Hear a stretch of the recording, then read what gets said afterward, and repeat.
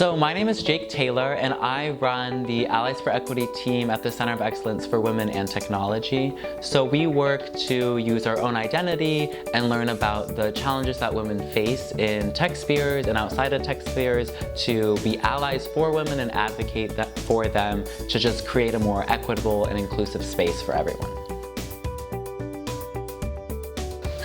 Your boss, Morgan, is leading the weekly team meeting. After tasks are assigned, Morgan leaves the room. The new hire, Jack, says, "Wow, she's really aggressive." Ask Jack, if Morgan were a man, would you say the same thing? Talk to Jack about how women in power are often seen as bossy or aggressive when their male counterparts are not. Recognizing bias and working to eliminate it is crucial for creating a more equitable workplace.